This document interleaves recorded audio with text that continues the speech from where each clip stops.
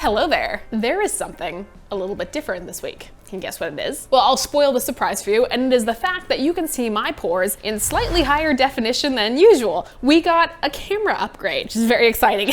A little known secret, or perhaps widely known secret, is that for the past year and a half, pretty much everything we've ever shot has been shot on iPhone. Believe it or not, we have pretty decent lighting in here, and we've just kind of been scrappy and made it work. This is my first adult camera that I've got. Very exciting. I'm very proud of it. Maybe it'll work today. Maybe it won't. I am new to it, so bear with me is what I'm saying. Anyways, let's get on to the video. When it comes to the world of celebrities, or even influencers on a slightly lesser degree, there comes a point where you jump into the world of personal branding and merchandising. I've done it. Most of the creators you follow online have probably done it. And when it comes to celebrities specifically, it turns into a much bigger thing. Frequently, it turns into celebrities putting together entire lines of products and or just creating their own company. I think the biggest example of what I'm talking about right now is probably, for better or for worse, the Kardashians. You can automatically think of the products that are associated with them. We have Kylie with all of her makeup things and paraphernalia. You have Kim with Skims and also makeup and all sorts of other stuff. That's a really good example of celebrities leveraging their platform to create entirely separate and still within their personal brand companies that they then sell product under. That is all to say that a lot of celebrities do a lot of different things in that same sort of vein.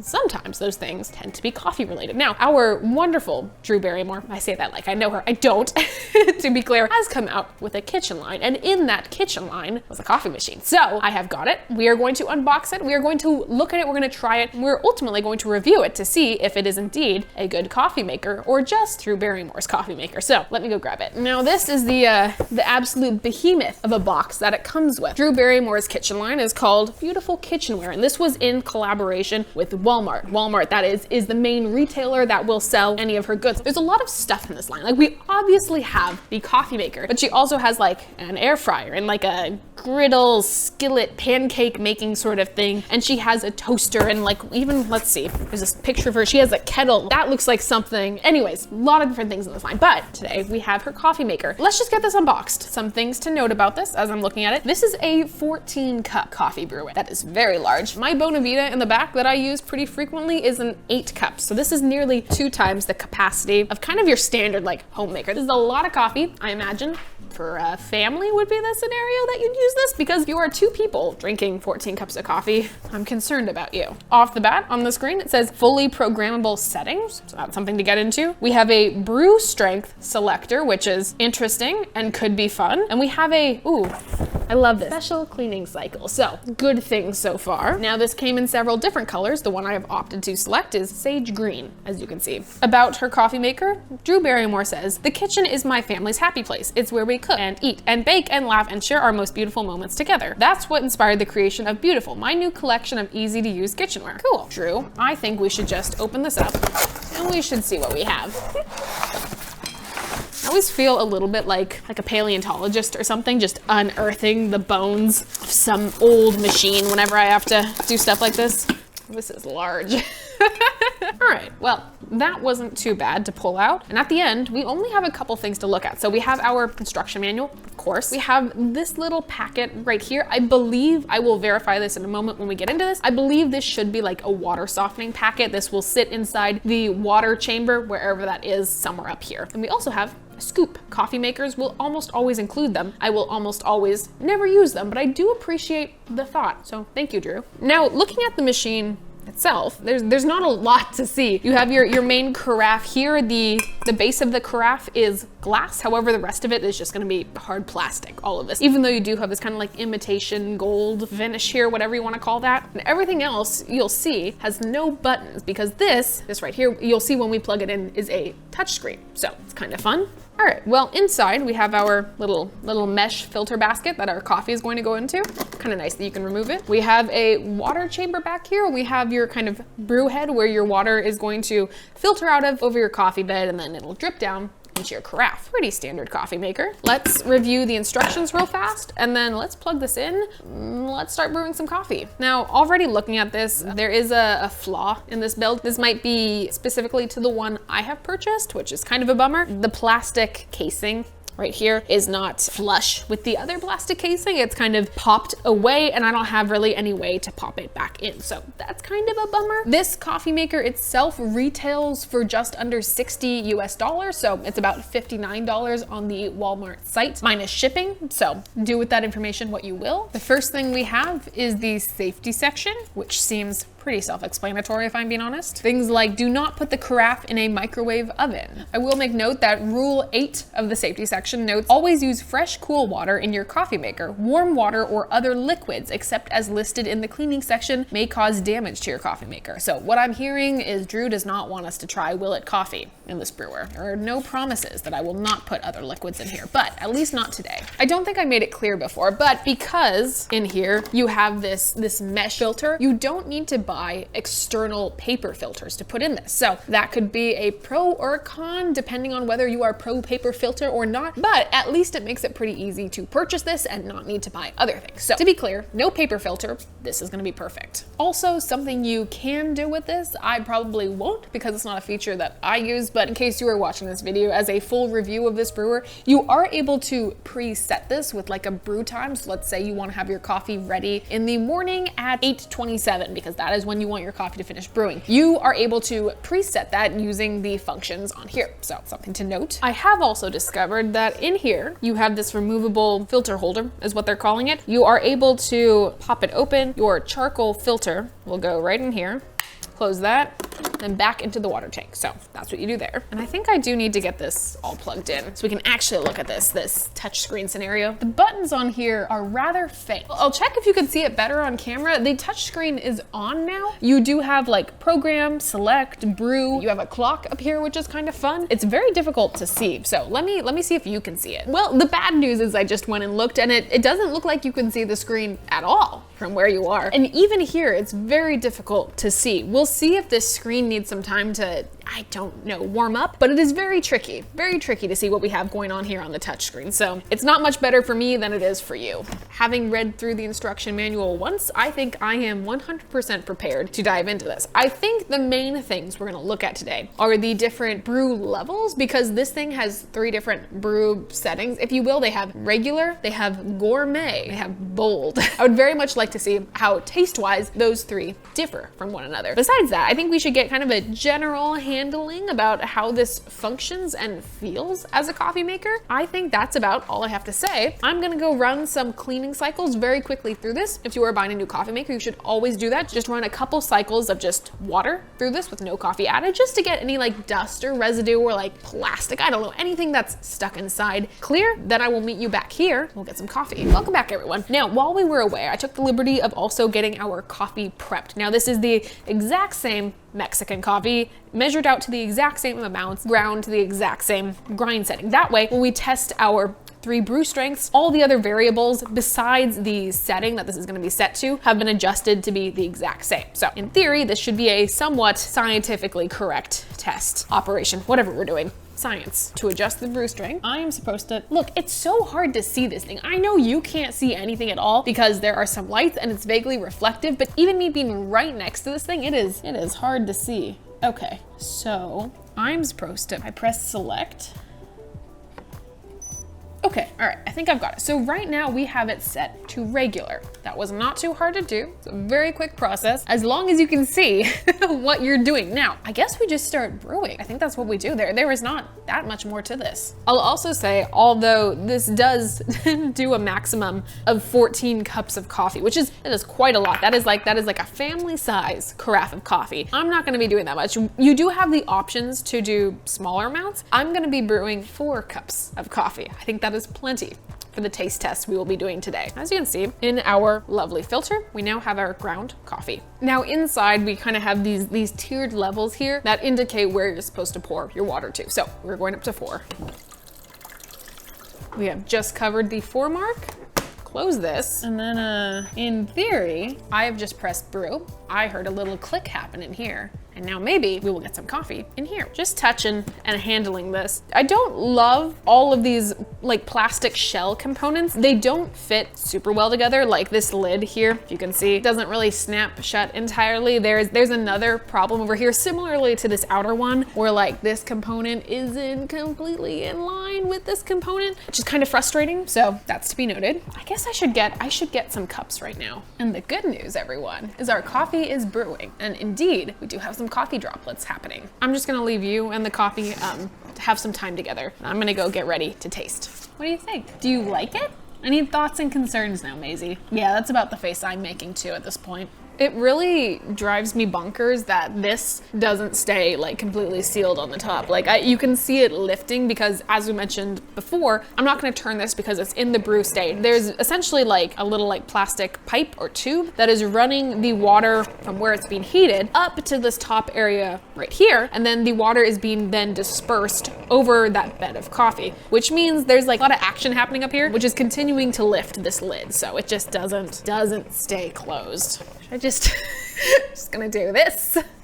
I'm just checking. There is no locking mechanism anywhere around here, so I'm just gonna hang out here. All right, well, I just heard and there's the beep. All right, so we are done brewing. This is our regular cup of coffee. Really funny to see this amount of coffee in this carafe.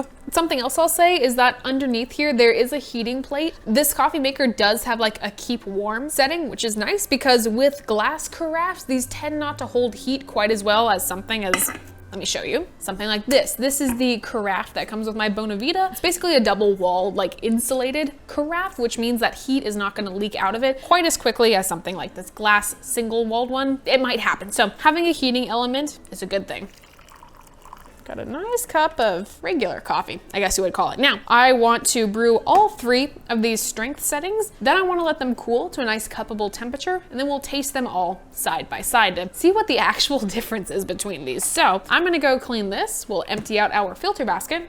We'll continue brewing. One thing I'll also say at this point too is while I appreciate the fact that you don't really have to deal with disposable paper filters, and that does reduce your waste somewhat, this does make cleaning this coffee maker a little bit trickier because instead of being able to just knock out your paper filter with your grounds included, you now have to go take this over to the sink and the trash can because you should not be putting your grounds down your sink. You should dump those either in compost or trash or wherever you put them, and then you have to go rinse this out to make sure none of those grounds remain in there. So something to keep in mind. There are pros and cons to everything, people. But, you know, the good news is no matter what happens, rinsing this out does not take too long. You don't need to regularly like soap and clean this. A nice rinse with just some tap water will do nicely. Take 2, real fast. We need to go. I have now set our brewer to 2 bars, which means we are gonna brew some gourmet coffee next. Whatever the heck that means. Coffee in, water in, lid closed for however long it will stay closed, and then we press brew.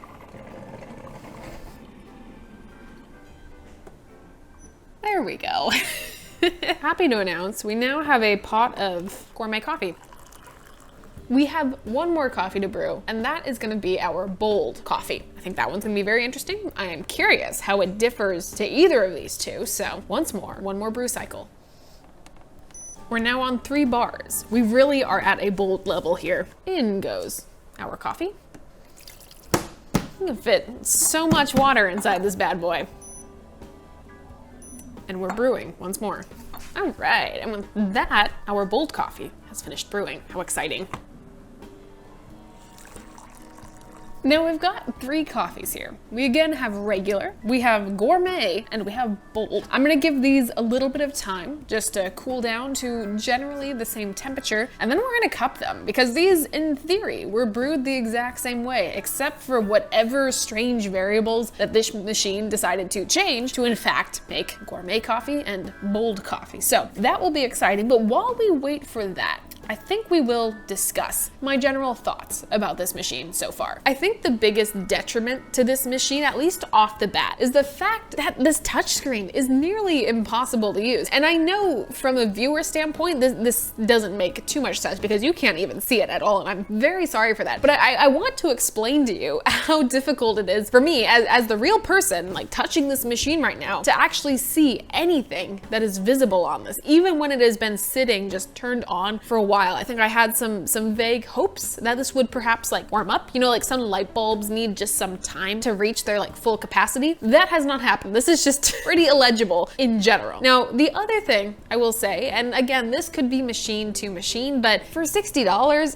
it's kind of a bummer, is the fact that there are just like things about this that are not built correctly. I mean, you have this piece here that is not flush with like the other piece, and you have this thing over here that I can literally press and push in and out because it hasn't been either connected or fit properly to the rest of the build. To put it mildly, a big bummer. However, that being said, I do think this machine looks nice. I kind of do want to scrape off this little decal. I think I would like it a lot better if this wasn't here, but it's a pretty machine and it's a very, very large brewer, and hopefully, we'll find out here in a second, it has brewed some nice coffee. That being said though, for $60,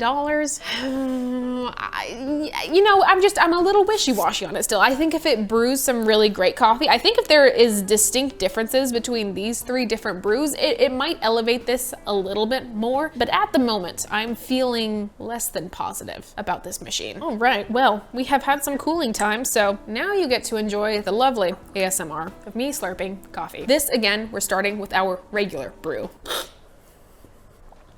That tastes fine. That tastes entirely normal. That is a nice cup of coffee. There is nothing wrong with that. If this came out of my Bonavita, which I use on a pretty daily basis, I wouldn't blink twice at it. This is nice. We have some gourmet coffee, which I'm always down. I'm always down for a gourmet coffee.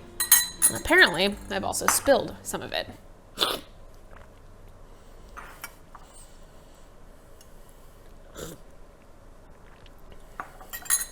Let's try the bold, because I'm having a very difficult time picking those two apart. Those taste pretty much the same. Like, they're both nice cups of coffee.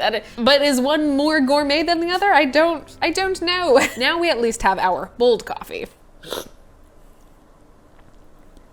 If I had to say anything about these three different strengths, or settings, modes, if you will, of coffee, I guess the bold is like slightly more full-bodied than the regular, but it's like a negligible difference. Like this is not any significant difference. In fact, I would argue that the gourmet really just tastes the same as the regular. I don't know what this did differently about them. Let me get the manual one more time, because maybe I have missed something in my single read through. Okay, in the brew strength area, it just says press select until strength illuminates, and then you can press plus or minus to alternate the brew strengths, which we did. That was 1, 2, and 3 bars, respectively. The active brew strength is displayed on the control panel. Yes, I saw that. For your convenience, the last chosen brew strength will be the default for the next carafe of brewed coffee. Da-da-da, that makes sense. I guess what I'm wondering is what happened differently between these. There is, from what I can tell, no indication or no explanation about how the brew settings change what we brewed, because the instructions are to add the same amount of water and coffee each time. There's no instruction on to alternate any of those variables. All the adjustments are supposedly made within the setting that you have programmed, and that is the function of this machine. So I guess I'm a little confused. Now this whole there are 3 different settings thing starts to feel a little bit like a marketing ploy and not something that actually makes any significant difference, which is kind of a bummer, because the idea that you could have like 3 drastically different like coffee brews, kind of fun. I think that's a lot of fun, actually. I just think in practice, it might not work quite as well as they're expecting it to. So this was my unboxing and my vague review of the Beautiful Coffee Maker from Drew Barrymore. Now, I think perhaps if sage green is the theme of your kitchen, I think perhaps if you are willing to spend $60 on a brewer that may not do all the things that it claims to do, then I think this could be a good purchase for you. I do think the color of this is quite lovely, and I think this would go very well in some people's kitchens. That being said, if we are looking at this more analytically from a coffee perspective of should you buy this brewer if you were expecting a really great cup of coffee with, you know, great functionality and all of that stuff? Maybe not. There are some good things, but I also think there are some very significant bad things about this brewer. And for that, I am a little bit sad because it is very pretty. I will admit that. That was that. I've now got 3 very similar, very decent cups of coffee. And I guess, you know what the heck, I'll just go drink the bold one because it is still the warmest and there is no real noticeable difference between any of these. So that being said, this was the video. I hope this was vaguely helpful or vaguely educational to some of you. I hope the improved ability for you to see my individual pours was nice, and hopefully it'll only go up from here. I am Morgan Drinks Coffee. Pretty much anywhere you will find me online. You can find me here once a week for a long video plus shorts, because I do those. You can also find me on TikTok or Instagram at Morgan Drinks Coffee on pretty much any given day. I hope you all have a fantastic rest of your day. There are all sorts of fun links in the description down below. I will see you all next time. Have a great day, everyone. Goodbye.